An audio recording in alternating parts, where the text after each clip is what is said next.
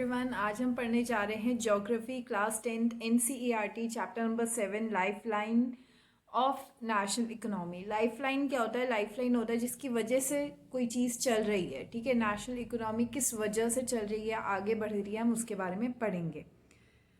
We use different materials and services in हम daily life में कुछ ना कुछ चीज़ें यूज़ करते ही रहते हैं। हम अपना मोबाइल यूज़ करते हैं। देखा जाए तो हम लोग हमारी जो बेसिक चीज़ें होती है वो हमारी टेक्नोलॉजी होती है। मी आई एम अ कॉलेज, अच्छा मेरे को छोड़ो, आप हो, आप एक स्टूडेंट हो, आपकी स्कूल बस आती है रोज़ आपको सुबह लेने। ठीक है, तो दैट इज़ अ ट्रांसपोर्ट। रोज़ आपको ट्रांसपोर्ट से एक अपनी डेस्टिनेशन से आपके स्कूल तक पहुंचाती है। If not your school bus, then your father's car और मोटरसाइकिल और योर बाईसाइकिल। तो हम लोग टेक्नोलॉजी से कहीं ना कहीं घिरे हुए हैं। Some of these are available in our immediate surroundings while other requirements are met by bringing things from other places. अब गुड्स, जैसे आप एक जगह से दूसरी जगह जा रहे हो, वैसे ही अगर आपको कोई चीज़ चाहिए, कोई गुड्स चाहिए, कोई सर्विस चाहिए, वो सीधा मतलब प्रकट नहीं हो जाती है आपके पास, है ना। डोरेमोन का दरवाज़ा तो है नहीं एनीवेयर डोर की, कहीं भी चले जाएं। आपको कोई चीज़ अगर आपके पास चाहिए तो उसके लिए क्या होता है, उसके लिए वो ट्रांसपोर्ट से लाई जाती है ना। अगर हमें इम्पोर्ट करना है या एक्सपोर्ट करना है, वी नीड ट्रांसपोर्ट। ट्रांसपोर्ट क्या करता है, उसको एक जगह से दूसरी जगह पहुंचाता है या एक जगह से दूसरी जगह लेके आता है। Goods and services do not move from supply low, मतलब एक सप्लाई जो सप्लाई कर रहा है। मैं अगर सप्लाई कर रही हूँ, मैं पेंसिल मैन्युफैक्चर कर रही हूँ। अब मैं पेंसिल हर स्टूडेंट के घर तक तो पहुँचा नहीं सकती, राइट। तो आप लोग जाएंगे एक शॉपकीपर के पास, आप उसको कहेंगे मुझे पेंसिल चाहिए। वो डिमांड करेगा कि अरे मेरे को इतनी इतनी पेंसिल, मान लो 4 बच्चे उसके पास गए पेंसिल के लिए। अब वो कहेगा मेरे को एक डब्बा लाना पड़ेगा पेंसिल का। तो वो किसको बोलेगा? मुझे बोलेगा कि मेरे को एक पेंसिल का डब्बा भिजवा दो। तो मैं कैसे भिजवाऊंगी? मैं ट्रांसपोर्ट के थ्रू उसके पास वो डब्बा पहुंचाऊंगी। तो सप्लाई मतलब मेरे से उस तक ऐसे ही नहीं पहुंच जाती कोई भी चीज़। ट्रांसपोर्ट की ज़रूरत पड़ती है, हमें कम्युनिकेशन की ज़रूरत पड़ती है। The movement of these goods and services from the supply location to the demand location necessitates the need for transport। मतलब मेरी यहाँ से एक जगह से दूसरी जगह तक अगर हमें गुड्स और सर्विसेज पहुँचाना है तो उसके लिए हमें ट्रांसपोर्ट चाहिए होता है। And that's what make us understand कि ट्रांसपोर्ट हमारे लिए कितना ज़रूरी है, ट्रांसपोर्ट की क्या नेसेसिटीज़ है हमारी लाइफ में। Thus, the pace of development of a country depends upon the production of goods and services as well as their movement। एक कंट्री की डेवलपमेंट उसकी गुड्स और सर्विसेज के प्रोडक्शन से तो मानी ही जाती है, पर गुड्स और सर्विसेज प्रोड्यूस करने का फ़ायदा क्या, जब आप उसको उसकी जो डिमांड कर रहे हैं उनकी उन तक पहुंचा ही ना सको। बस मैं पेंसिल के डब्बे बना के घर पे बैठ जाऊंगी? मैं भी तो उन डब्बों को चाहूंगी ना कि वो बिकें। तो वो बिकेंगे कैसे? जब वो एक जगह से दूसरी जगह जाएंगे। दूसरी जगह कौन ले जाएगा? ट्रांसपोर्ट ले जाएगा। Therefore efficient means of transport are prerequisite for fast. मतलब एफिशिएंट, अगर हम पे ट्रांसपोर्ट नहीं है, अगर हमारा ट्रांसपोर्ट ऐसा ही है कि मैंने बोला कि आज भाई तुमको ये डब्बे वहाँ पे सप्लाई करने, ठीक है, मैं उत्तराखंड में हूँ, मैं कहूँगी उत्तराखंड से तुम्हें दिल्ली ले जाना है। अब वो ट्रांसपोर्ट वाला कह रहा है नहीं, मैं दिल्ली अभी नहीं ले जाऊँगा, मैं एक हफ्ते बाद आऊँगा। तो फिर मेरे को कोई फ़ायदा नहीं होगा ना। वो एक हफ्ते बाद ले जाएगा, मेरी पेमेंट लेट आएगी, मेरा सारा काम रुक जाएगा। तो इसीलिए अगर डेवलपमेंट चाहिए, फास्ट डेवलपमेंट चाहिए, तो हमारा ट्रांसपोर्ट सिस्टम जो है वो भी अच्छा होना चाहिए, ठीक है, एफिशिएंट होना चाहिए। Movement of these goods and services can be over 3 important domains. ठीक है, अब मूवमेंट ऑफ गुड्स और सर्विसेज जो है वो 3 इंपॉर्टेंट डोमेन्स पे होती है। पहला होता है लैंड। एक तो लैंड ट्रांसपोर्ट होता है, जैसे हमारे ट्रक्स जाते हैं, हमारी ट्रॉलीज जाती है, या फिर हमारे ट्रैक्टर्स जाते हैं, है ना। दूसरा हो गया वाटर। वाटर में कैसे जाती है? शिप्स के थ्रू जाता है ट्रांसपोर्ट। और शिप्स, और मैं एग्जांपल जैसे आपको मैं दे रखा है, लैंड में रोडवेज हो गया, रेलवेज हो गया और पाइपलाइंस हो गई, ठीक है। वाटर में क्या हो गया आपका? इनलैंड ट्रांसपोर्ट हो गया, और एक होता है ओवरसीज ट्रांसपोर्ट, ठीक है। ओवरसीज मतलब शिप्स के थ्रू जा रहा है ना, इन सब के थ्रू ट्रांसपोर्ट हो रहा है। एयर में क्या हो गया? एक तो डोमेस्टिक एयरवेज, जैसे उत्तराखंड से दिल्ली की होगी डोमेस्टिक एयरवेज। इंटरनेशनल एयरवेज क्या होगी? इंटरनेशनल एयरवेज होगी जैसे यहाँ से यूरोप की या फिर यहाँ से लंदन की। तो इसमें क्या हो गया? डोमेस्टिक में एक तो होती है पब्लिक अंडरटेकिंग। पब्लिक अंडरटेकिंग जो सब यूज़ कर सकते हैं ना। जो डोमेस्टिक होती है, जो यहाँ से दिल्ली में जाऊँगी तो सब लोग मेरे साथ जाएंगे, मतलब जिनको जाना है वो भी जा सकते हैं, है ना। दैट डज नॉट मीन कि आपको मेरे साथ कनेक्टेड होना चाहिए। और एक होती है प्राइवेट एयरलाइंस, मतलब मेरा खुद का प्लेन, मैं अपने खुद के प्लेन से ट्रांसपोर्ट करा रही हूँ या खुद के हेलीकॉप्टर से ट्रांसपोर्ट करा रही हूँ। तो ट्रांसपोर्ट भी किन पे, 3 डोमेन्स पे टिका हुआ होता है। Today the world has been converted into a large village with the help of efficient and fast moving transport। आज पहले तो क्या होता था, एक जगह से दूसरी जगह जाना बहुत मुश्किल होता था, बहुत ज़्यादा। लेकिन आज इतना आसान हो गया है कि ऐसा लग गया कि हम बस एक गांव से दूसरे गांव जा रहे हैं। आज मुंबई जाना कितना आसान है, यहाँ से एक फ्लाइट में बैठो 2 घंटे बाद आप मुंबई लैंड कर जाओगे। तो एक वर्ल्ड जो है ये एक विलेज बन चुका है, एक लार्ज विलेज बन चुका है, जहाँ पे इधर से उधर ट्रैवल करना is very easy now. Transport has been able to achieve this with the help of equally developed communication system। अब ट्रांसपोर्ट अकेला ये सब नहीं कर पाता अगर कम्युनिकेशन सिस्टम ना होता, अगर डेवलप्ड कम्युनिकेशन सिस्टम ना होता तो। Therefore transport, communication and trade are compulsory to each other. देखो ट्रांसपोर्ट होगा, देखो कम्युनिकेशन होगा तो ट्रांसपोर्ट होगा, ट्रांसपोर्ट होगा तभी ट्रेड होगा। मैंने एज ए सेट कि मैं अगर मैं पेंसिल के डब्बे बना रही हूँ, उनको मैन्युफैक्चर कर रही हूँ, तो उनको घर पे रख के तो बैठ नहीं सकती। ऑफकोर्स मैं चाहती हूँ उनका ट्रेड हो, तो उनका ट्रेड कैसे होगा, जब मैं कम्युनिकेट करूँगी। कम्युनिकेट से क्या होगा, ट्रांसपोर्ट होगा, ट्रांसपोर्ट होगा, फिर ट्रांसपोर्ट से मेरा ट्रेड होगा। ठीक है, ट्रेड मतलब क्या हुआ, या मतलब मैं यहाँ से बेच रही हूँ, मैं सप्लाई कर रही हूँ, तो डिमांड वाले को देना इज़ अ ट्रेड। ठीक है, वो मेरे को उसके बदले पैसे दे रहा है। Today India is well linked with the rest of the world despite its vast size, diversity and linguistic and socio cultural plurality. आज इंडिया, मतलब भले इंडिया का साइज़ कितना हो या दूसरी कंट्रीज़ का साइज़ कितना हो, पर इंडिया इज़ वेल कनेक्टेड।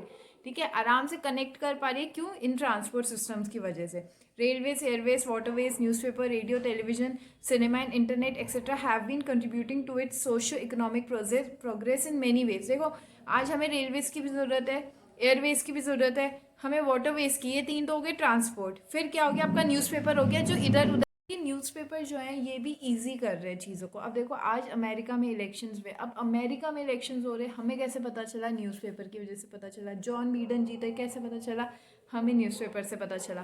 तो ये सारी चीज़ें जो हैं ये न्यूज़पेपर के थ्रू हमको पता चली। रेडियो, टेलीविज़न, ये भी same example. Cinema and internet easily आपको इधर देश की खबर बता देता है ना। जो भी आपको न्यूज़ चाहिए आप इंटरनेट पे सर्च कीजिए, आपको मिल जाएगी। तो इनसे क्या हो गया, ट्रेड बहुत स्मूथ हो गया, ट्रेड बहुत ईजी हो गया, है ना, एफिशिएंट हो गया। तो हम इस चैप्टर में यही चीज़ पढ़ेंगे कि modern means of transport and communication कैसे कैसे सर्व कर रहे हैं as a lifeline to our nation. तो हम यही चीज़ें किस में पढ़ेंगे, हम इस चैप्टर में पढ़ेंगे।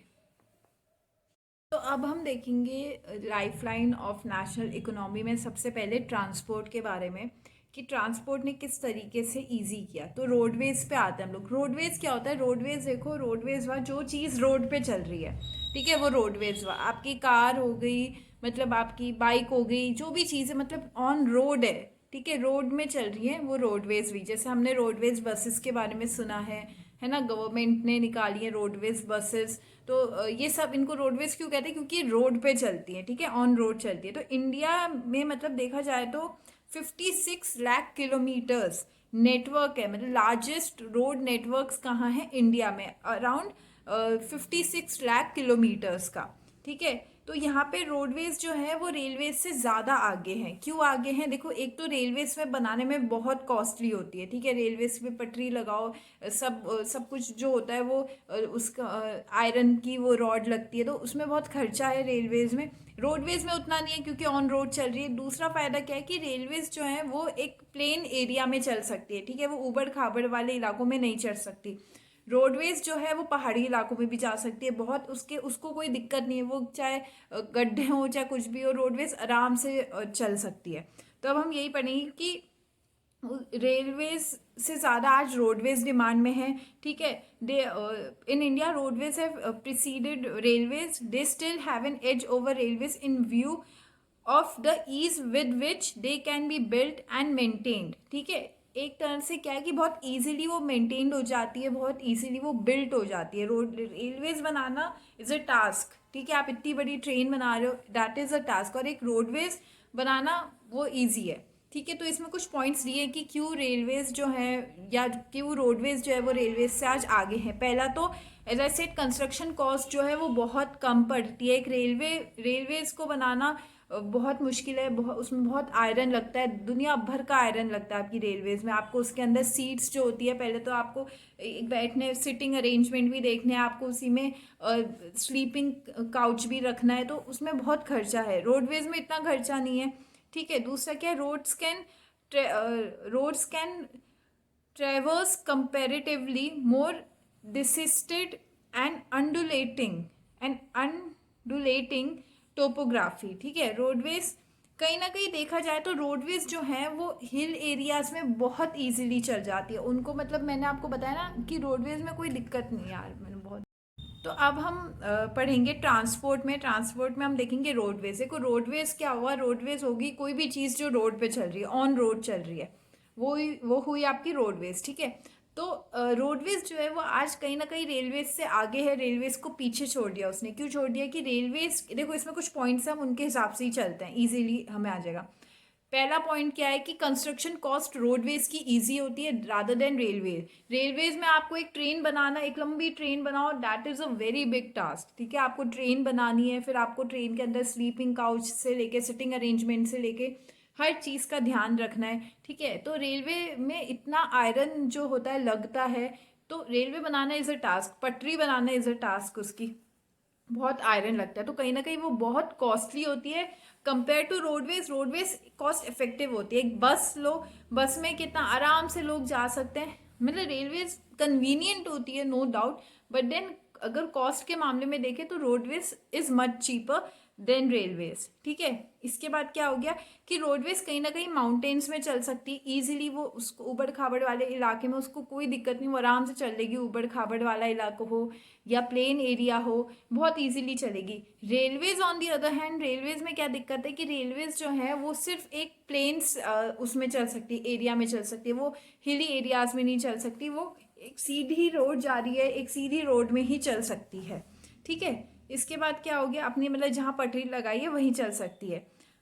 Road transport is economical in transportation of few person and relatively smaller amount of goods over short distance. Road transport में क्या होता है कि इसमें कुछ कम लोग भी होते हैं, लेकिन सामान आपका कुछ कम लोग भी ट्रैवल कर रहे हैं और सामान भी आपका इजीली ट्रैवल कर सकते हो आप, ठीक है। इट ऑल्सो ये डोर टू डोर सर्विस भी पहुंचाती है। रेलवेज में तो क्या होता है स्टेशन में आपको छोड़ देगी, लेकिन रोडवेज क्या होता है, रोडवेज आपको मतलब आपका जैसे मैं हॉस्पिटल रोड रहती हूँ, तो मेरे घर तक तो नहीं पर एटलीस्ट नीचे मार्केट तक मेरे को छोड़ देगी ना, जहाँ तक उसका डेस्टिनेशन होगा। ये नहीं कि वो बस उसका एक प्लेटफॉर्म है वहाँ से आपको खुद जाना है, नहीं, वो आपको डोर टू डोर मतलब हो गया आपके घर से, आपको कन्वीनियंसी के हिसाब से 1 किलोमीटर या आधा किलोमीटर दूर, या कई बार ऐसा होता है कि घर के पास ही आपका अगर रूट के आसपास ही आपका घर है तो वहीं आपको छोड़ देगी, ठीक है। Road transport is also use as a feeder to other modes of transport such as they provide a link between railway station, air and seaports.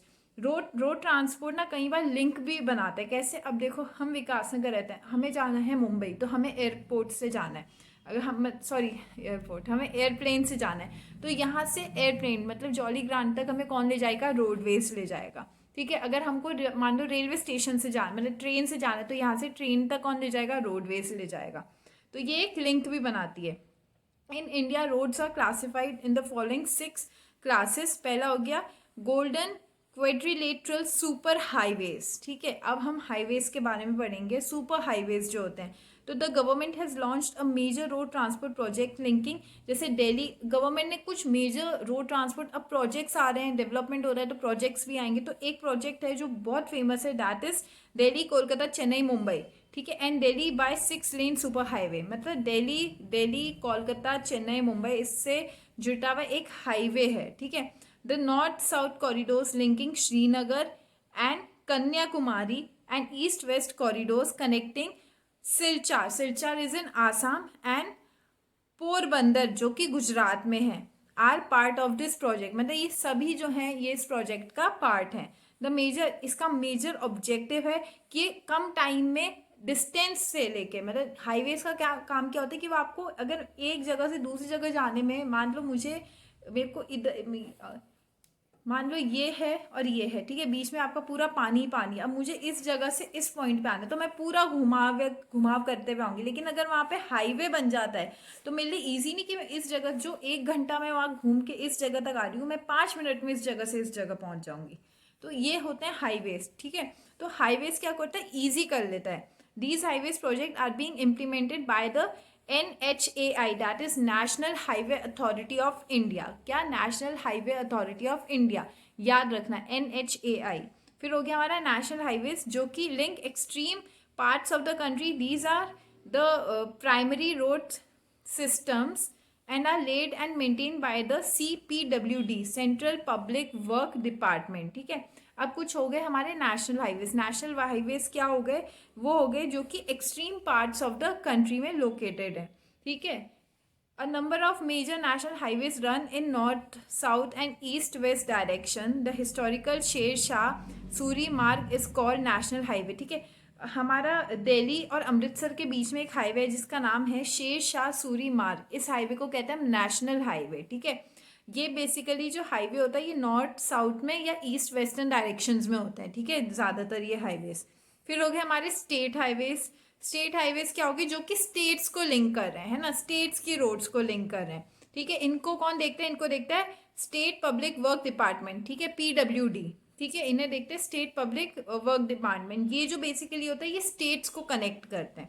फिर हो गए district roads. These roads connect district headquarters with other places and of the district. These roads are maintain by Zila Parishad. District highway क्या हो गया, जैसे देहरादून से उत्तरकाशी, ठीक है, देहरादून से, या फिर देखा जाए तो श्रीनगर तो डिस्ट्रिक्ट नहीं हुआ, पिथौरागढ़। तो ऐसे मतलब ये जो डिस्ट्रिक्ट्स हैं इनको कवर कर रहा है जो हाईवे, ठीक है। फिर हो गया अदर रोड्स। अदर रोड्स हो गया आपकी रूरल, मतलब ये डिस्ट्रिक्ट हाईवे नहीं है, सॉरी, डिस्ट्रिक्ट रोड्स हैं, ठीक है। इन रोड्स को कौन देखता है, जिला परिषद देखती है। फिर है अदर रोड्स। अदर रोड्स में क्या होगी, रूरल रोड्स, जैसे विकासनगर से देहरादून, ठीक है, which link rural areas villages with towns, ठीक है, विकासनगर से देहरादून, जैसे ये रोड हो गई। अब क्या हो गया, बॉर्डर रोड्स। बॉर्डर रोड्स क्या होगी, जो कि बॉर्डर एरियाज पे, ठीक है। Border roads organisation a government of Indian undertaking taking constructs and maintain roads in the bordering areas of the country, जो कि बॉर्डर एरिया में होती है, ठीक है। बॉर्डर, जैसे राजस्थान बॉर्डर पे होगी, गुजरात के बॉर्डर पे होगी। This organisation was established in 1960 में ये स्टैब्लिश हुई थी, ठीक है, for the development of roads of strategic importance in northern and north eastern border areas, ठीक है। ये 1960 में स्टैब्लिश हुई थी ताकि एक स्ट्रैटेजी बन सके, ठीक है। बॉर्डर में ऑफकोर्स आपको ज़्यादा स्ट्रैटेजीज की ज़रूरत होती है, तो ये स्ट्रैटेजीज बन सके। कौन बना सके ये स्ट्रैटेजीज, गवर्नमेंट ऑफ इंडिया, ठीक है, ठीक है, border roads organisation a government of India undertaking constructs and maintain roads, ठीक है। गवर्नमेंट ऑफ इंडिया, इसमें स्ट्रैटेजीज बनती है रोड्स को लेकर, क्योंकि बॉर्डर में देखो कोई भी अंदर आ सकता है, कोई भी बाहर का इंसान, तो इसके लिए क्या होता है, बहुत स्ट्रैटेजीज मेंटेन करी जाती हैं। These roads have improved accessibility in the areas of difficult terrain and have helped in the economic development of these area, ठीक है। इन रोड्स ने इकोनॉमिक डेवलपमेंट ऑफ दीज, मतलब वो पर्टिकुलर एरिया में भी हेल्प करी है। Roads can also be classified on the basis and of the type of material used for their construction, such as metalled और unmetalled, ठीक है।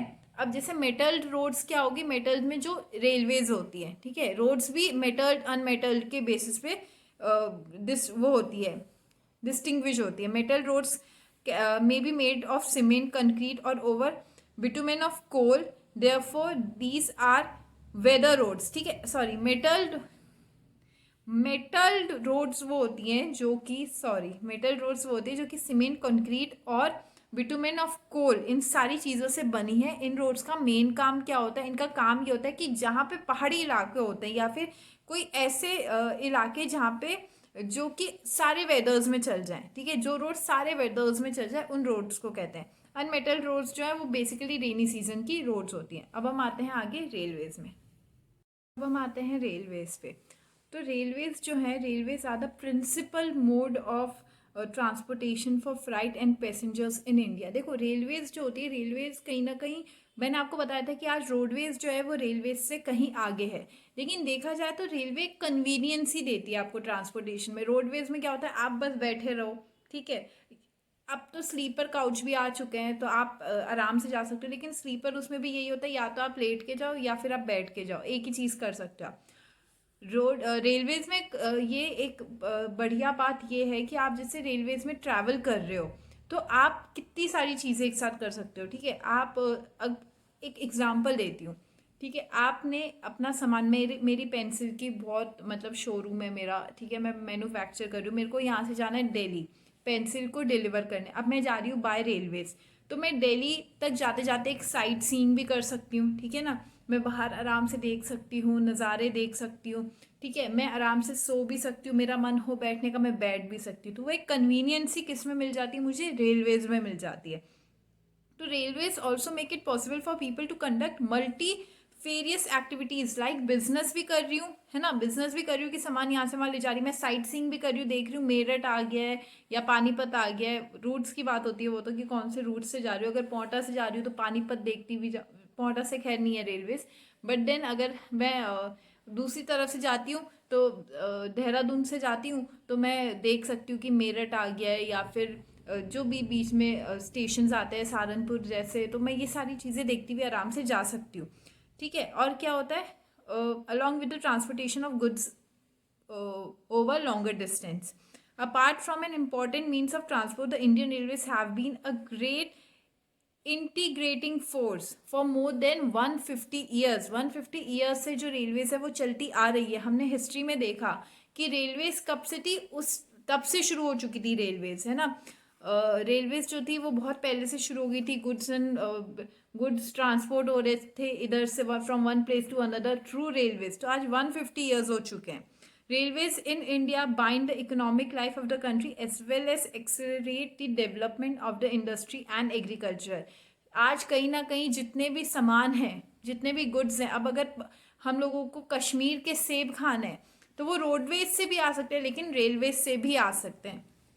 ठीक है, the distribution pattern of the railway network in the country has been largely influenced by physiographic, economic and administrative factors. इन तीनों factors पे जो railway system है वो टिका हुआ है। पहला क्या हो गया, फिजियोग्राफिक, इकोनॉमिक, और आपका क्या हो गया, एडमिनिस्ट्रेटिव फैक्टर्स। ठीक है, इन सभी फैक्टर्स पे टिका हुआ है। अब देखो, अगर एक रिवर, दो रिवर है, ठीक है, दो रिवर के बीच में अगर कोई ब्रिज नहीं है तो रेलवेज नहीं जा सकती।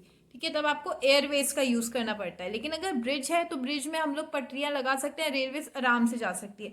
तो वो क्या हो गया, वहां पे ये कंडीशन नहीं है कि वहां पे आप रेलवेज को चला सको।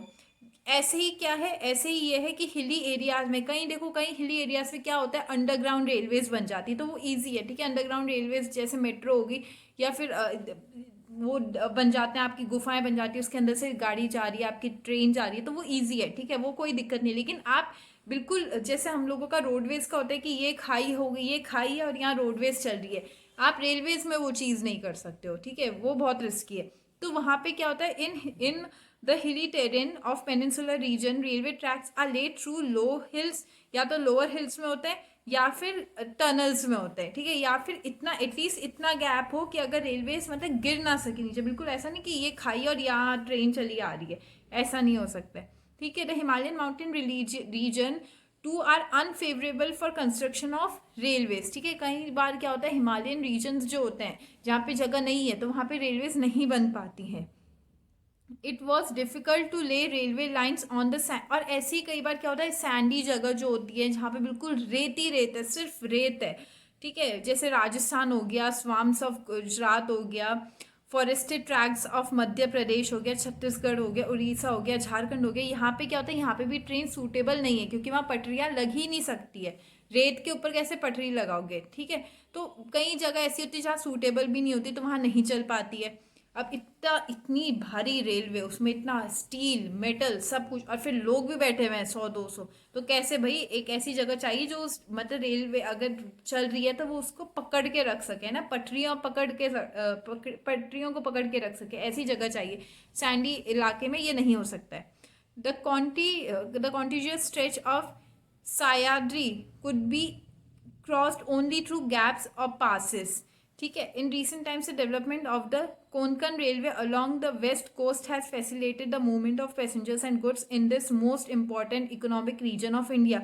कोंकण में जब रेलवे का मैन्युफैक्चर हुआ तो बहुत ईजी हो गया था लोगों के लिए गुड्स और सर्विसेज को करना। देखो, एक जगह है, कोई भी एक पर्टिकुलर जगह है, वहाँ पे ट्रेन नहीं है, ठीक है, आप गुड्स एंड सर्विसेज कैसे पहुँचा रहे हो, आप रोडवेज के थ्रू पहुँचा रहे हो। लेकिन कहीं ना कहीं अगर उस जगह पे ट्रेन है तो आपके लिए बहुत ईजी हो जाता है कि आप बल्क में सामान जो है आसानी से ट्रेन में रखो, गुड्स के डब्बों में रखो, अपना सामान कितना भी सामान है, देयर इज़ नो लिमिट, आप सामान रख दो, ठीक है, और वो ईजीली ट्रांसपोर्टेशन क्या होता है, ईजी हो जाता है आपके लिए। It is also face a number of problem such as sinking of tracks in some stretch and landslides. लेकिन कई बार क्या होता है, देखो मैंने एज आई सेड, इतनी भारी ट्रेन, उसमें इतने लोग एक ट्रैक पे मतलब अगर चल रहे हैं तो वो ट्रैक को मजबूत होना भी ज़रूरी होता है। लेकिन कई बार क्या होता है, लैंडस्लाइड्स की वजह से ये सिंक हो जाता है ना, खराब हो जाता है। Today the railway have become more important in our national economy than all other means of transport. लेकिन आज कहीं ना कहीं रेलवे जो है, भले ही रेलवे एक्सपेंसिव है, ठीक है, नो प्रॉब्लम की रेलवे एक्सपेंसिव, लेकिन one of the most used means of transport जो है बन चुका है। However rail transport suffer from certain problems as well, many passengers travel without, कई बार क्या होता है, देखो कई बार ऐसा होता है ना, लोग बिना टिकट के ट्रैवल करते हैं, पता ही नहीं चलता, इतनी भीड़ में क्या पता चलेगा टीटी को भी, टीटी वो जो टिकट चेक करता है, ठीक है। कई बार क्या होता है, थीव्स भी आ जाते हैं, है ना, चोर भी आ जाते हैं। कई बार आपने देखा होगा कि सामान को ऐसे पूरा ताला वाला लगा के चेन वेन से बांध के रखते हैं लोग। तो thieves and theft and damaging of railway property has not yet stopped completely. कई बार क्या होता है, लोग क्या करते हैं, रेलवेज की प्रॉपर्टी को डैमेज कर देते हैं, ठीक है। People stop the train, pull the chain unnecessarily, then this cause heavy damage to the railway. कई आपने, अगर आप ट्रेन में ट्रैवल कर रहे हो, अगर आपने करा है तो एक एक ना ऐसी चेन होती है, उसमें लिखा होता है कि पुल दिस व्हेन इमरजेंसी, सिर्फ इमरजेंसी के टाइम। अगर मान लो आप रेलवे में ट्रैवल कर रहे हो, आपका कोई दोस्त है, वो दोस्त स्टेशन पे छूट गया, तो आप, हाँ, तो आप उसको पुल कर रहे हो, कह आप ट्रेन को रोकने के लिए उसे पुल कर रहे हो, विद दैट इज फाइन, क्या आपका दोस्त छूट गया था इसीलिए आपने उसको पुल किया। कई बार क्या करते हैं लोग, अननेसेसरीली उसे पुल कर देंगे, फिर वो पुल करके भाग जाएगा या ट्रेन से उतर जाएगा या कहीं भी भाग जाएगा। अब उसको कौन पकड़े, वो भाग जाएगा, लेकिन जो उसने अननेसेसरीली उसको पुल किया ना, वो जो चेन होती है उसको पुल किया, उससे क्या हुआ, ट्रेन को बहुत डैमेज हो जाता है। Think over it, how we can help our railways in running as per the schedule time. तो हमको इस बारे में सोचना चाहिए कि कैसे हम लोग रेलवेज को जो है उनके शेड्यूल टाइम, मतलब ये जो पुल करने वाली आदत है ये बंद हो जाए, लोगों की थेफ्ट की आदत बंद हो जाए, अगर कुछ चोरी होगा तो भी रेलवे डिले होगी। तो ये सारी चीज़ें क्या होती है, ये रेलवेज को डैमेज करती है, ये रेलवेज को ख़राब करती हैं। अब हम आते हैं पाइपलाइंस में। तो अब हम आते हैं पाइपलाइंस में। पाइपलाइंस जो था, ये पहले ना पाइपलाइंस जो थी वो सिर्फ तुम आपका वाटर सप्लाईज इन सब में यूज़ होती थी, लेकिन आज पाइपलाइंस के थ्रू कितनी चीज़ें ट्रांसपोर्ट हो रही है वो हम लोग आज आगे पढ़ेंगे, ठीक है। Now these pipelines are use for transporting crude oil, ठीक है, petroleum products and natural gas from oil and natural gas fields to refineries, fertiliser factories and big thermal power plant. पहले क्या होता था, पाइपलाइंस का यूज़ सिर्फ किसके लिए होता था, पानी के लिए, ठीक है। हमारे घर में जो पानी आता है वो पानी जिस लाइन से आता है, ठीक है, वो पाइपलाइन होती है। लेकिन आज पाइपलाइन का यूज़ कई चीज़ों के लिए हो रहा है।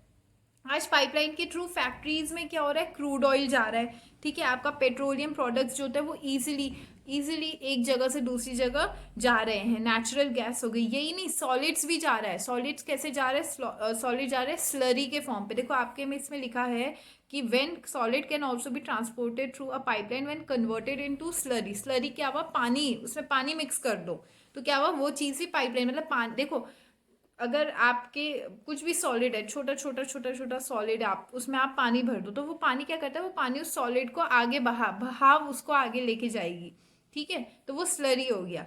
The far inland locations of refineries like location of refineries देख लो, ठीक है, Barauni, Mathura, Panipat and gas based, ठीक है, ये तो रिफाइनरीज है क्या, बरौनी, मथुरा, पानीपत, याद रखना, ठीक है। फिर गैस बेस्ड फर्टिलाइजर प्लांट क्या हो गए, could be thought of only because of pipelines, ठीक है। इनिशियल कॉस्ट जो पाइपलाइंस की वो बहुत ज़्यादा है, लेकिन ये जो रनिंग कॉस्ट है ना, जो एक पहले तो क्या होगा, आप उसको एक जगह से दूसरी जगह ट्रांसपोर्ट करो, उसमें आपका अलग पेट्रोल लग रहा है, खर्चा लग रहा है, फिर जो ले जा रहा है उसके खाने पीने का खर्चा अलग।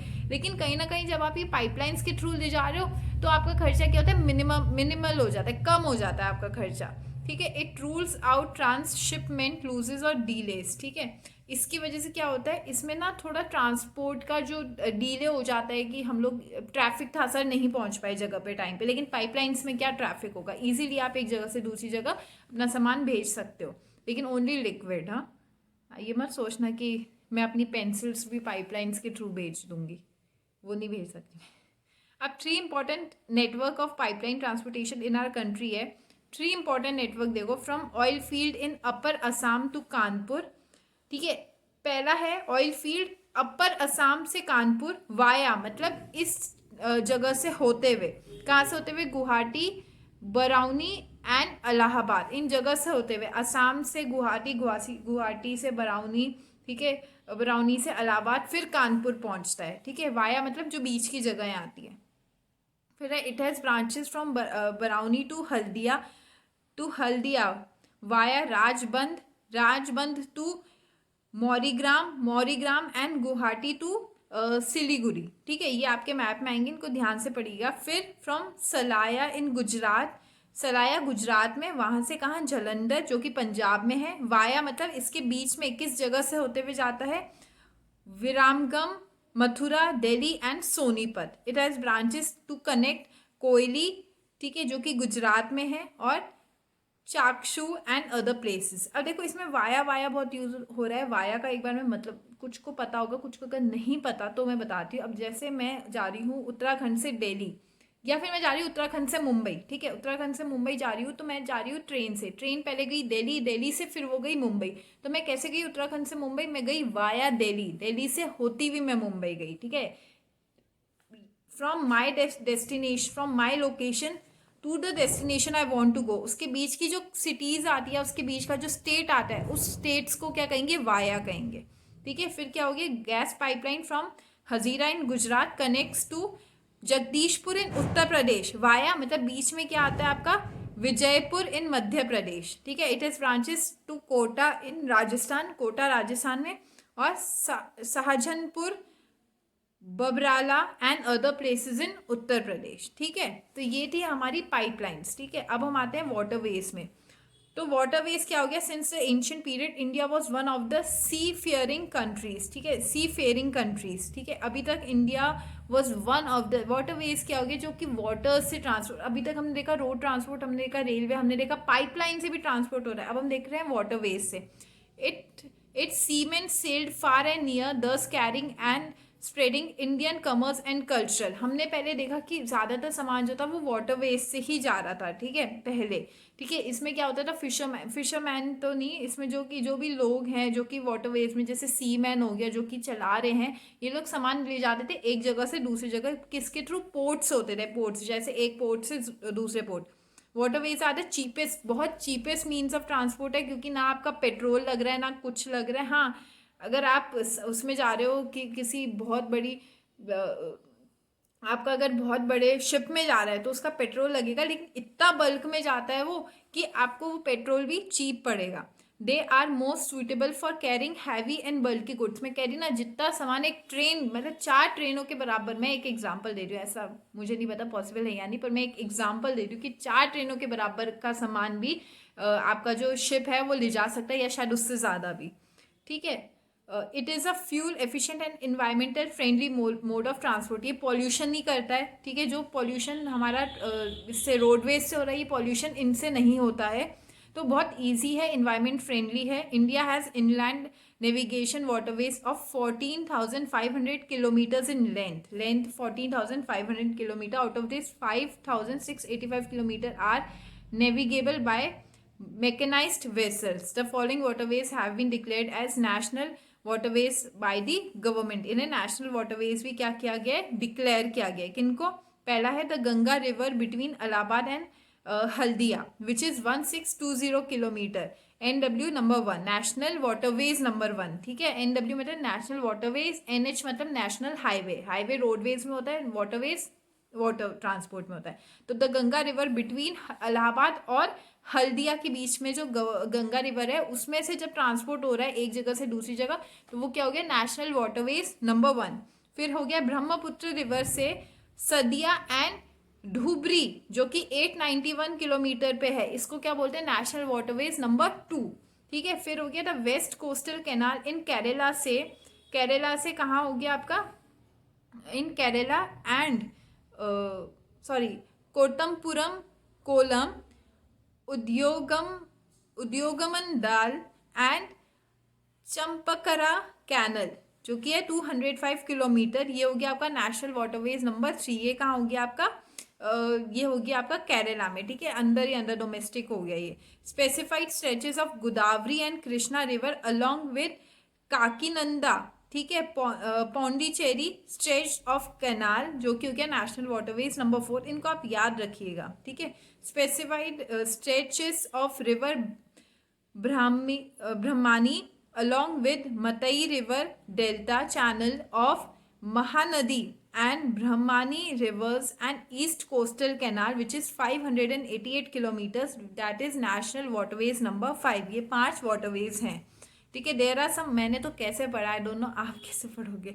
देर are some other inland waterways on which सब्सटेन, सॉरी ये ना ब्लर हो गया, ये मैं सोच रही हूँ मेरे को पढ़ना नहीं आता, ये ब्लर हो रहा है क्योंकि मैं अचानक नीचे स्क्रॉल कर रही हूँ तो वो ब्लर हो जा रहा है। ठीक है, substantial transportation takes place. These are Mandovi, Zuari and Cumberjua. ठीक है, Cumberjua, Sundarbans, Barak and backwaters of Kerala. देखो ये सब आपके मैप्स में आएगा, आपको बेसिकली इनको हाईलाइट करना है। आपके मैप में भी ये दे रखा है वैसे। ठीक है, फिर आगे हमारे apart from these, Indian trades with foreign countries is carried from the ports located along the coast. 95% of the country's trade volume, which is 68% in terms of value, is moved to sea। 68% जो सामान है, मतलब देखा जाए तो 95% of countries trade volume जो है वो सीज के थ्रू ही जाता है। अब हम आते हैं मेजर सी पोर्ट्स में। ओके, तो अब हम पढ़ेंगे मेजर सी पोर्ट्स। तो India is with a long coast line of 7,516.6 kilometres. India is dotted with 12 major sea ports and 200 notified non major minor intermediate ports. ठीक है, इंडिया में 12 तो मेजर पोर्ट्स है जो कि मतलब हर कोई जानता होगा। ठीक है, जो कि एक्चुअली जो आपको भी लर्न करने चाहिए। और नॉन मेजर सी पोर्ट्स क्या होंगे, जो मतलब ऐसे बहुत फेमस नहीं है पर हैं। ठीक है, पोर्ट्स हैं लेकिन बहुत ज़्यादा फेमस नहीं है। These major ports are handle, मतलब these major ports handle 95% of India's foreign trade. 95%, देखो ये भी और जो कि हमारा वाटरवेज है, ये दोनों 95% ऑफ मेजर इंडिया का ट्रेड जो है ये लोग अपना ये लोग जो हैं रखते हैं। इंडियाज फॉरेन ट्रेड जो है ये हैंडल करते हैं। अब इसमें देख लो, कंडला इन कच्छ। ठीक है, कांडला पोर्ट कहाँ हो गया आपका, कच्छ में। वॉज द फर्स्ट पोर्ट जो कि इंडिपेंडेंस के बिल्कुल बाद डेवलप हो गया था। सबसे पहला पोर्ट था वो जो बिल्कुल सून आफ्टर इंडिपेंडेंस डेवलप हो गया था। ठीक है, क्यों डेवलप हुआ था, ताकि वो ईज कर सके volume of trade on the Mumbai port in the wake of loss of Karachi port to Pakistan after the partition. देखो पार्टीशन हुआ तो पाकिस्तान अलग हो गया हमसे, कराची पोर्ट भी हमसे अलग हो गया। तो अब इनको एक पोर्ट चाहिए था जिससे ये लोग मतलब आराम से आगे अपना इंपोर्ट एक्सपोर्ट कर सके। तो इन्होंने क्या किया, इन्होंने सून आफ्टर इंडिपेंडेंस ये कंडला पोर्ट जो है वो बना दिया। कहाँ पे, कच्छ में। Kandla also known as the Deendayal port, इसको दीनदयाल पोर्ट भी कहा जाता है। Is a tidal port. It caters to the convenient handling of exports and imports of highly productive granary and industrial belt stretching across the states of Jammu and Kashmir, Himachal Pradesh, Punjab, Haryana, Rajasthan, Gujarat. इन सभी से होते हुए जो है ये पोर्ट सामान एक जगह से, हैवी लोड्स जो है एक जगह से दूसरी जगह पहुंचाता है। उसके बाद क्या, Mumbai is the biggest port with a spacious natural as and well sheltered harbour. Mumbai एक बहुत बड़ा पोर्ट है मुंबई में, और उस पोर्ट में इतनी बहुत जगह है, मतलब बहुत स्पेशियस है, बहुत जगह है। The Jawaharlal Nehru port was plan with a view of decongest the Mumbai port and serve as a hub port for this region. ठीक है, जवाहरलाल जो नेहरू पोर्ट था उसको एक हब पोर्ट बना दिया था उस रीजन का, इसीलिए वो डेवलप हुआ। हब मतलब जो कि मेन पोर्ट है, जो कि एक सेंट्रल पोर्ट है, जो देखेगा कि बाकी पोर्ट्स किस तरीके से मैनेज कर रहे हैं उस रीजन के, ठीक है। मर्मागांव पोर्ट जो कि गोवा में है, is the premier iron ore exporting port in the country, ठीक है। Marmagao is the premier iron ore exporting port in the country. This port accounts for about 50% of India's iron ore export. ये port जो है, कौन सा port आपका, ये मर्मागांव जो पोर्ट है, ये आपका 50% ऑफ आयरन जो है ये इसी पोर्ट से होता हुआ जाता है, ठीक है। एक्सपोर्ट जो है इसी पोर्ट से होता हुआ जाता है।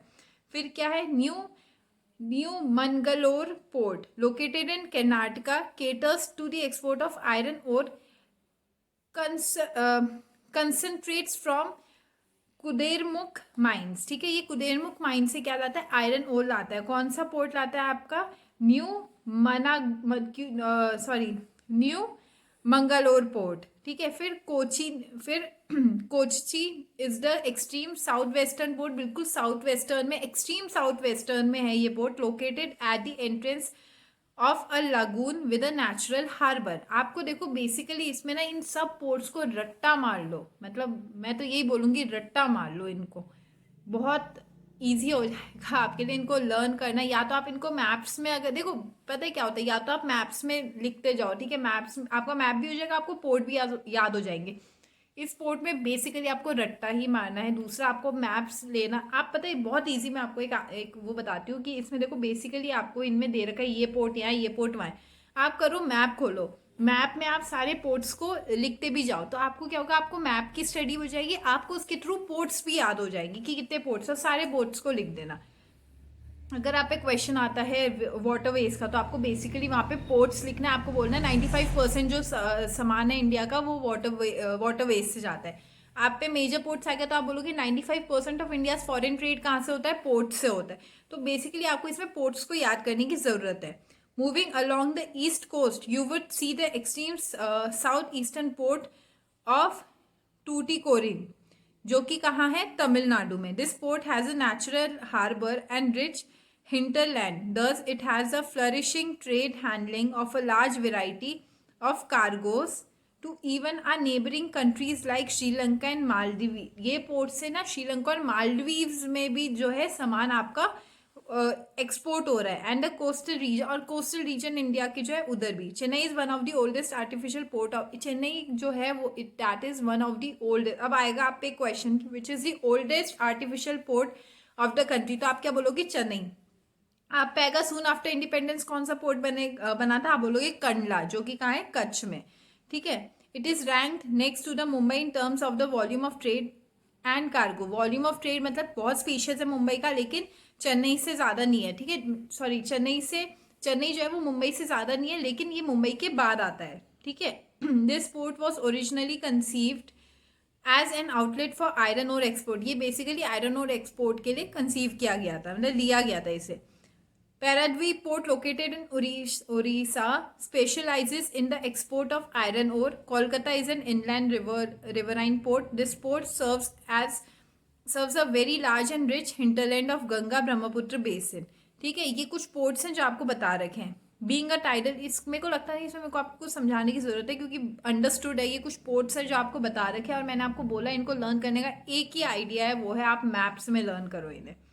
Being a tidal port, it requires constant dredging of Hooghly, ठीक है।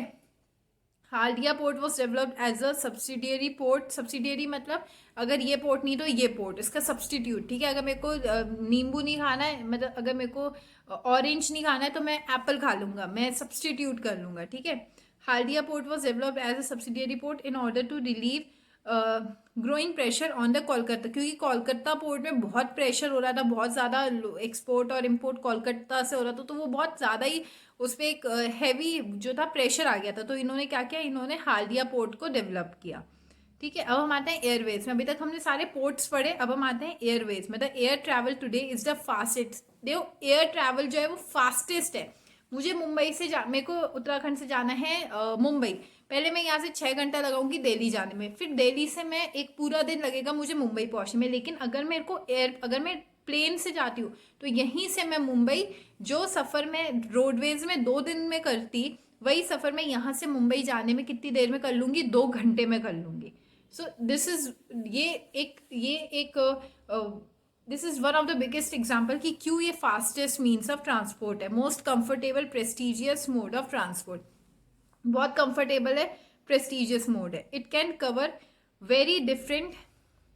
ओके, सो अब मैं बिल्कुल नीचे आ गई हूँ, मैं ऊपर आ मतलब मैं जो स्क्रॉल करते करते बिल्कुल नीचे पहुँच गई और मेरा पेज ऊपर छूट गया, तो ओके मैं पहुँच गई, ठीक है। तो क्या है इसमें लिखा हुआ कि it can cover very difficult terrain, मतलब इसमें देखो कहीं ना कहीं आप जो रेलवेज मैंने कहा वो माउंटेन्स में नहीं चल सकती, कई बार पहाड़ों में भी गाड़ी ले जाना भी बहुत मुश्किल होता है, लेकिन एयरवेज का क्या है, पहाड़ के ऊपर से चली जाएगी, ड्रेरी डेजर्ट्स के ऊपर से चला जाएगा, डेंस फॉरेस्ट के ऊपर से चला जाएगा, and also long oceanic stretches with great ease. अब हम बोलते हैं ना 7 समुंदर पार करके लंदन जाओ, तो इतना ओशन, इतना ट्रैवल हम लोग उससे कार से तो कर ही नहीं सकते, ठीक है। वाटरवेज से अगर करेंगे भी तो दिमाग खराब हो जाए इंसान का, इससे अच्छा तो इंसान किससे जाए, एयरवेज से जाए, ठीक है। Think of the north eastern part of the country marked with the presence of big rivers, as I said कि जो हमारा north eastern part of country, वहाँ बहुत डेजर्ट भी है, वहाँ आपको इतना पानी भी मिल जाएगा, वहाँ आपको फॉरेस्ट भी मिल जाएंगे, ठीक है, फ्लड्स भी आ रहे हैं वहाँ पे, ठीक है। तो ऐसी जगहों में रोडवेज में ट्रैवल करना is not easy, neither you can travel with उसमें रेलवेज में, लेकिन इन जगहों पे एयर ट्रैवल क्या होता है, मच सेफर एंड ईजियर हो जाता है। देयर ट्रांसपोर्ट वॉज नेशनलाइज्ड इन 1953। 1953 में एयर ट्रांसपोर्ट जो था वो आया था। Air India provides a domestic and international air service. Air India आज डोमेस्टिक भी करती है, डोमेस्टिक मतलब उत्तराखंड से मुंबई जाना इज डोमेस्टिक, इंटरनेशनल उत्तराखंड से लंदन जाना इंटरनेशनल, दोनों सर्विसेज प्रोवाइड कर रही है। Pawan Hans helicopter limited provides helicopter service to oil and natural gas corporations in its offshore operation to inaccessible area and difficult terrain like the northeastern states and the interior parts of Jammu and Kashmir, Himachal Pradesh and Uttarakhand. आज जो ये helicopter है विच पवन Hans helicopter limited जो है, ये उन जगहों में भी उन जगहों में भी क्या करिए, अपनी सर्विस दे रही है for oil and natural gas corporation, जहाँ पे जाना इज वेरी डिफिकल्ट, ठीक है, एक बहुत डिफिकल्ट जगह है जहाँ जाना, जैसे हिमाचल प्रदेश हो गया, जम्मू कश्मीर हो गया, उत्तराखंड भी इसमें मेंशन किया हुआ है, ठीक है। पहाड़ों में जाना इज वेरी डिफिकल्ट। तो क्या इसमें क्या होता है, हेलीकॉप्टर जो है वो ऊपर से उड़ के सीधा चला जाएगा जहाँ भी उसको जाना है, वो अपना हेलीकॉप्टर लो और सीधा चले जाओ। आज लोग 4 धाम की यात्रा कैसे कर रहे हैं, हेलीकॉप्टर ले रहे हैं, लोगों को पहाड़ों में, अब जो हम पहाड़ी है हम यहाँ ट्रैवल कर सकते हैं, हम बिना डरे ट्रैवल कर सकते हैं। कोई बाहर से आके यहाँ ट्रैवल करे तो उसकी तो जान चली जाए, जिसने कभी पहाड़ देखे ही नहीं, और वो बिल्कुल देखेगी हमारे लिए कोई बहुत बड़ी बात नहीं कि ये खाई और हम ये ट्रैवल करें, पर जो बाहर से आया है उसके लिए it is very difficult to travel, कि वो तो डर के मारे हालत ख़राब हो जाएगी ना उसकी। तो इसमें क्या होता है, इसमें हेलीकॉप्टर जो है वो बहुत इजीली काम आ जाता है, हेलीकॉप्टर से लोग आराम से आते हैं उन जगहों में भी जहाँ जाना is very difficult for even for us, पर वहाँ हेलीकॉप्टर चला जाता है, ठीक है। तो air travel is not within the reach of the common people, it is only in the north eastern states that has special provisions are made to extend the services to the common people. देखो air travel जो है वो हर किसी के लिए, मतलब ज़रूरी नहीं कि हर कोई आएगा उसको हम दे दें, सिर्फ उन्हीं लोगों के लिए है ये जिनको ज़रूरत है इस चीज़ की, ठीक है। आज आप एयर इंडिया से कहीं भी ट्रैवल करो, लेकिन जो गवर्नमेंट द्वारा दी गई है वो सिर्फ उन लोगों के लिए जिनको उस चीज़ की पर्टिकुलरली ज़रूरत है। जब केदारनाथ में फ्लड आया था बहुत, तो उस टाइम यही हेलीकॉप्टर्स ने वहाँ के लोगों को बचाया था, ठीक है। आपने मूवी देखी होगी केदारनाथ, उसमें देखा होगा लास्ट में हेलीकॉप्टर्स से लोगों को बचाया जा रहा है, हेलीकॉप्टर्स आ रहे हैं। अब उस फ्लड में ट्रेन तो आ नहीं सकती थी या रोडवेज तो आ नहीं सकती थी, तो किसने मदद की, हेलीकॉप्टर्स ने मदद की। तो आज जो ये एयरवेज है ये भी कहीं ना कहीं हमारी बहुत मदद करिए, रोडवेज करिए, रेलवेज करिए, हमारा जो ट्रांसपोर्ट सिस्टम है वो डेवलप हुआ है, उसके डेवलप होने की वजह से हमारी इकोनॉमी है वो भी बढ़ रही है। क्यों? क्योंकि ट्रांसपोर्ट ईजी हो रहा है। अब हम लोग बिल्कुल एक ऐसी जगह भी जा सकते हैं जहाँ पे खूब मिनरल्स है, खूब सामान है, बिना डरे, कैसे हेलीकॉप्टर से चले जाओ। अगर वहाँ रोड्स नहीं जा रही है, रेलवेज नहीं जा रही है, हम हेलीकॉप्टर से उड़ के चले जाएंगे। तो आज सब बहुत ईजी हो चुका है। So that's it. अब हम आगे पढ़ेंगे कम्युनिकेशन के बारे में। अब अभी तक हमने देखा कि ट्रांसपोर्ट ने किस तरीके से ट्रेड इजी किया, ऑल्सो ये एक लाइफलाइन बना किसके लिए, हमारे नेशनल इकोनॉमी के लिए। लेकिन एक और चीज़ है जो है कम्युनिकेशन। अब कम्युनिकेशन की बात करें तो आज बच्चा बच्चा कम्युनिकेशन के बारे में जानता है, ठीक है, बहुत ईजी हो गया हम सबके लिए। पहले क्या होता था, एक जगह से दूसरी जगह अगर मान लो किसी का बच्चा हुआ है तो वो खबर उसके पिता तक जो कि बाहर है, बॉर्डर में है मान लो, तो वो खबर वहां तक पहुंचने में 1 महीना लग जाता था, ठीक है। लेकिन आज क्या है, आज आप एक जगह बैठे हो, मैं यहाँ बैठी हूँ, मेरी मम्मी कहीं दूसरे स्टेट में, मैं आराम से फ़ोन करके बता रही हूँ, बात कर रही हूँ, 10-10 घंटे बात हो रही है, 3-3 घंटे बात हो रही है, पूरे दिन का बता रही हूँ क्या किया क्या नहीं किया, ठीक है। ना मेरी मम्मी मूव कर रही है ना मैं मूव कर रही हूँ, दोनों एक जगह पे बैठे हैं और आराम से बातें कर रहे हैं।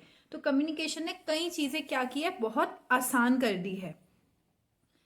But the pace of change has been rapid in modern times. Long distance communication is far easier without physical movement. मतलब मैं भी इधर बैठी हूँ आराम से, मेरी मम्मी वहाँ बैठी है आराम से, हम दोनों आराम से बातें करें। आज कम्युनिकेशन इतना ईजी हो चुका है, सोचो अब इतना ईजी हो चुका है, अब आगे जाके तो क्या ही हो जाएगा जब तक आप लोग बड़े होंगे। Long distance communication is far अच्छा ये हो गया। Personal communication and mass communication including television, radio, press, films etcetera are the major means of communication in our country. यही नहीं, मोबाइल तक ही सीमित नहीं कम्युनिकेशन। आज आप टेलीविजन देख रहे हो, टेलीविजन में आपको पता चल रहा है कि क्या हो रहा है दुनिया में, ठीक है, क्या आपको हर जगह की खबर, आपको अमेरिका में इलेक्शन हो रहा है, आपको टेलीविजन में साफ दिख रहा है कि किस तरीके से इलेक्शन हो रहा है, ठीक है। आपको रेडियो में साफ सुनाई दे रहा है कि इलेक्शंस का रिजल्ट क्या हो रहा है, या कमेंट्री दे रहा है कोई कि इंडिया मैच जीती या नहीं जीती है। आज हम लाइव मैच देख रहे हैं टेलीविजन में, सबसे बड़ा एग्जाम्पल वो है। हमारे न्यूज़पेपर्स हो गए, हमारी फिल्म्स हो गई, फिल्म्स आज एक फिल्म आई जो कि थी रानी लक्ष्मीबाई होगी, जोधा अकबर हो गई, ये बहुत पुरानी पुरानी कहानियां हैं, लेकिन आज इन कहानियों को फिल्म्स के माध्यम से हमको बताया जा रहा है ना, हम तक पहुंचाया जा रहा है कि आज अगर कोई बच्चा मॉडर्न टाइम है, आज बच्चे भले ही रामायण पढ़े ना पढ़े लेकिन वो रामायण फिल्म देख लेंगे, एनिमेटेड फिल्म्स हो गई या फिर हमारी जो रामायण हमारे सीरियल्स आ रहे ये देख लेंगे, तो उनके दिमाग में वो नॉलेज पहुंच रही है कि हाँ क्या था, कौन राम थे तो कौन सीता थी। आज सब हम हर चीज़ के बारे में अवेयर है, किस वजह से, कम्युनिकेशन की वजह से। तो ये एक बहुत मेजर रोल प्ले कर रहे हैं हमारी लाइफ में। The Indian postal network is the largest in the world. Indian postal network जो है वो लार्जेस्ट है इन द वर्ल्ड। पोस्टल नेटवर्क क्या हो गया कि लेटर्स एक जगह से दूसरी जगह जा रहे हैं। It handles parcels as well as personal return communication. आज पार्सल भी इधर से उधर जा रहे हैं तो लेटर्स भी जा रहे हैं। आज हमें मोबाइल चाहिए, हम ऑनलाइन ऑर्डर कर लेते हैं। मोबाइल कोलकाता से आ रहा है, कितने दिन में, 2 दिन में मोबाइल आ जाता है आपके पास। कोलकाता से यहाँ तक मोबाइल 2 दिन में आ जाता है। क्यों आ रहा है? ट्रांसपोर्ट की वजह से आ रहा है, कम्युनिकेशन की वजह से आ रहा है, ठीक है। The Indian postal network is okay. Cards and envelopes are considered first class mail and are airlifted between stations covering both land and air. आज कार्ड्स हो गए, मेल्स हो गए, बहुत इजीली एयरवेज से आ रहे हैं कार्ड्स, ठीक है। क्यों? क्योंकि इनको फर्स्ट प्रेफरेंसेस मिली है। The second class mail includes book packets, registered newspapers and periodical I wish मैं आपको दिखा सकती है कि मेरे को कितना मुश्किल है ये देखने में। Okay, so periodical they carried by surface mail covering land and water transport, ठीक है। अब दूसरा जो मेल होता है वो होता है पीरियोडिकल मेल, जैसे न्यूज़पेपर हो गया, आपका बुक पैकेट्स हो गए, तो ये कैसे आता है? ये आता है बाय रोड या फिर बाय वाटरवेज, ठीक है। To facilitate quick delivery of mails in large towns and cities, 6 mail channel have been introduce recently. 6 mail channel जो है इंट्रोड्यूस हो गए हैं, किसके लिए? फास्ट मेल सर्विसेज के लिए। इनको बोलते हैं Rajdhani channel, metro channel, green channel, business channel, bulk mail channel and periodical channel. तो ये इनको याद रखिएगा, 6 मेल चैनल्स जो हैं ये मेजर हो गए। जैसे हमने पढ़ा ना, मेजर पोर्ट्स हैं और कुछ है माइनर पोर्ट्स, जिनको माइनर पोर्ट्स को कोई नहीं पूछता है, मेजर को पूछता है। तो यहीं पे यहाँ पे 6 मेल जो है, मेल चैनल्स जो है, इनको आपको याद रखना है, ठीक है। इसके बाद India has one of the largest telecom network in Asia. India में आज के टाइम पे लार्जेस्ट टेलीकॉम नेटवर्क है पूरे एशिया में, excluding urban places where then 2/3 of the villages in India have already been covered with subscriber trunk dialing STD telephone facility, लेकिन आज कुछ एरिया में क्या हो गया, आपकी एसटीडी फैसिलिटी आ गई है. In order to strengthen the flow of information from the grassroots to the high level, the government has made special provision to extend 24 hours STD facility to every village in the country. आज government ने क्या किया कि एक जगह से, मतलब मैं विलेज में रह रही हूँ, तो मुझे अगर कोई समाचार पहुंचाना है सिटी में, तो अब गवर्नमेंट ने क्या कर दिया, एसटीडी फैसिलिटी को 24 आवर्स कर दिया. पहले तो एक लगभग एक टाइम तक ही थी, अब क्या हो गया 24 आवर्स हो गई है कि आप कभी भी जाओ, उसमें एक कॉइन डालो और कॉल करो किसी को भी. ठीक है. एसटीडी नॉट ओनली, ये एसटीडी तो ये हो गया कि टेलीफोनिक कन्वर्जेशन, बट देन अगर आपके घर पे भी है तो भी आपको इजीली हो जाता है वो. In order to strengthen the flow of information from the, अच्छा ये हो गया, मैं पता नहीं सेम चीज़ क्यों पढ़ रही हूँ. There is a uniform rate of STD facilities all over the India. It has been made possible by integrating the development in space technology and communication technology. आज इतना कम्युनिकेशन टेक्नोलॉजी इतनी बढ़ गई है कि बहुत ईजी हो गया है कम्युनिकेशन करना. Mass communication provides entertainment and creates awareness among the people about various national programs and policies. Entertainment तो मिल ही रहा है, बल्कि आपको प्लान्स और पॉलिसीज, अब आज पार्लियामेंट में अगर कोई बात हो रही है वो आपको बात न्यूज़ में दिख जाती है, टेलीविजन में आप आराम से देख सकते हो, या न्यूज़ आप ऑनलाइन पढ़ सकते हो, या फिर आप रेडियो में सुन सकते हो. पहले ऐसा नहीं होता था, पहले वहाँ बात हो रही है हमको पता नहीं, लेकिन आज वो बात हमको लाइव दिखती है. ठीक है.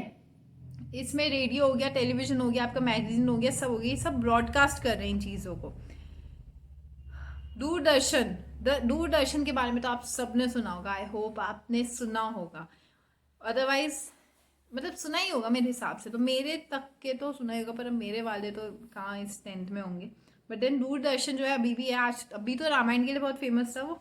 Doordarshan, the national television channel of India, is one of the largest terrestrial networks in the world. It broadcasts a variety of programs from entertainment, educational to sports, etc. for people of different age group. मेरे को याद है मैं देखती थी दूरदर्शन में गली गली सिम सिम. उस टाइम दूरदर्शन था एक चैनल, जब मैं छोटी थी एक चैनल था दूरदर्शन, मतलब ज़्यादा और भी होते थे, but then Doordarshan was the main centre था, वो बिल्कुल हाईलाइट था वो.